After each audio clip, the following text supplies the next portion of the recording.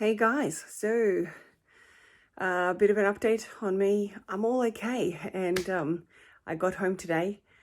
5 days in hospital wasn't a pleasant experience in any way, shape, or form. But yeah, I'm home. I'm really glad to be home. So the general rundown on me is that I went in for dehydration. Dehydration is an absolute key. And I know people harp on this forever and always when you're doing your research prior to surgery, but it is severely one of your biggest things that you have to worry about. I finally got told to go into the hospital, to the emergency department for fluids because I was severely dehydrated. And I did, and I was, and they pumped me through with lots of IV fluids, but I was also very low in potassium. So I got pumped through with quite a bit of that on the same day. Now, since then, they found out then I had some issues with my gallbladder and some gallstones that had broken up and caused an infection and all that sort of stuff. So one of the surgeons there told me that it was quite common for bypass patients to have issues with gallstones 2 or 3 months after surgery, and that a lot of the times they'll just remove it.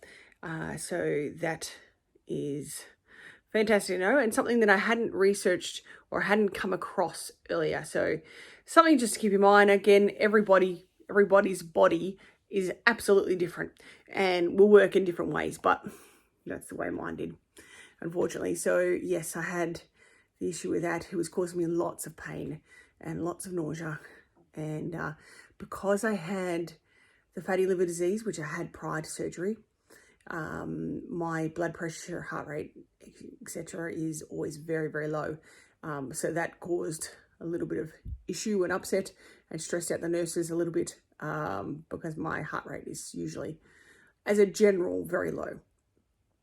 Even, surprisingly, even when I exercise, I can't. I'll be huffy and puffy and I'll be sweating and I'll be really have worked hard and I cannot raise that heart rate up. So yeah, it's just something that I've always dealt with. But 5 days in the hospital during COVID is not the nicest experience because no one can come and see you. I'm giving them doctors' reviews and doctors' comments secondhand. And that's not always easy because I'm not a nurse and I don't always understand what they're trying to say. So I basically, again, give the general gist to my husband and to my sisters, and they give me the rundown in human terms. But I am out now. I do have to see the surgeon in next week, so just over a week. And he'll book in to have my gallbladder removed, hopefully not too much later. And then I don't have to wait too long because I really just want this all to be over and done with and to be healed and back on in momentum.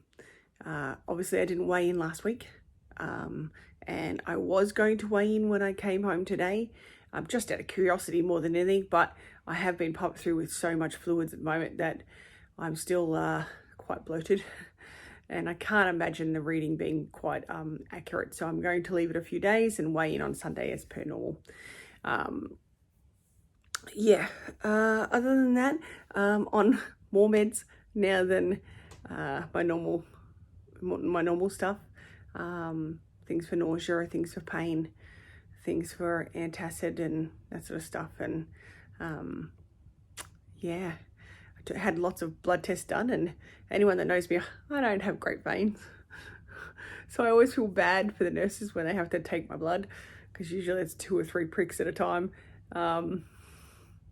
just to get blood. And I always I come home looking like a pincushion and a few bruises here and there.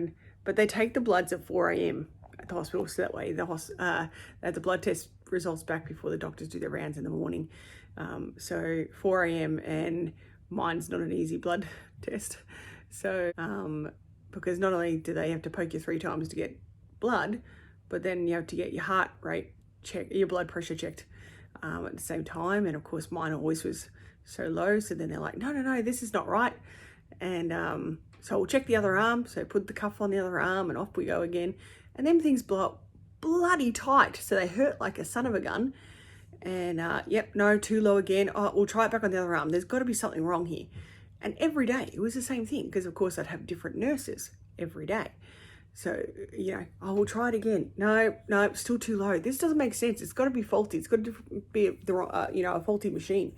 So then they'd check it manually. And you're like, even by the third day, I'd say to them, just check it manually, because the cuffs are going to give you an accurate reading, but you're not going to believe them. So just check it manually, because the cuffs hurt. So, you know, having to do cuffs 3 times, then manually check my blood pressure, then getting pricked 3 times, all at 4 a.m. By then you're like, right, I'm awake. I'm just going to stay up. I'm done now. So, yeah, it'll be nice tonight to get a proper night's sleep. And, yeah. And then I think when I'm healing and the gallbladder's out and I don't have to worry about that part anymore, then I think I just have to focus. I know at the moment we focus on things like protein and calcium and fluid intake. These are the 3 things that we have to concern ourselves with food. Well, because I have fatty liver disease, that I also have to concentrate on high rich foods like that. So that is going to help my fatty liver. So because I do have pain from my liver when I, eat things. Well, I used to, when I was eating things like junk food and stuff like that, or if I would have the odd drink here and there, I would get pain. Where now if I have foods like broccoli and Brussels sprouts and bok choy and even things like grapefruit and stuff like that, that's all going to help me. So stuff that I have to look into and try to fit into the small amount of portions that I can eat on a day. See what I can do, like I did think, maybe in the morning when I'm having an egg, we could have with a bit of bok choy underneath, or a bit of spinach underneath or something like that. So at least then I'm still getting something in there that's rich foods for me to help with my fatty liver. So that's, added things that I just have to look at, but eventually it will become routine. I know that at the moment, because my concentration is always very much on making sure we eat the right things and make sure that we're getting in the right amount of protein every day and that sort of stuff. And it is complicated at the start. But, in a year's time, we're going to be normal with this. We're going to know what we can eat and what we can't eat and what's good for us and what's not good for us. And we'll be able to read our bodies better. So, it's just trial and error and learning. So I'm looking forward to that. I'm looking forward to improving our bodies, not just in weight loss, but in feeling better. And I love these bike rides and I love going for walks and seeing new places, but I like more than anything that I can do it.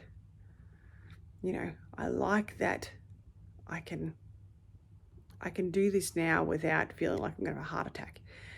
And I enjoy the wind in my hair, and I enjoy seeing new sights, and I enjoy the things that are going to be in the future that we just couldn't think of or just thought was unobtainable. So I'm looking forward to that. So onwards and upwards as always. All right, guys, I just thought I'd give you a bit of a heads up, making sure that you guys knew I'm all okay. And thank you so much for everyone that gave me well wishes and was thinking of me. And it really did mean a lot, because even though it was hard for you guys not being able to come into the hospital and see me or anything like that, it was really hard for me too, because a lot of the times I was a little bit scared because I didn't know what was going on. And because the doctors didn't know either. A lot of times they'd come in and they'd say, oh, there's our mystery patient, because they just didn't know what was happening. So because they didn't know and I didn't know and I had no one there, it wasn't easy. So it was so nice to see when people were asking how I was and checking in. So thank you so much for that.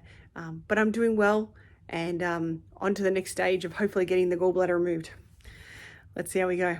All right, guys. See ya.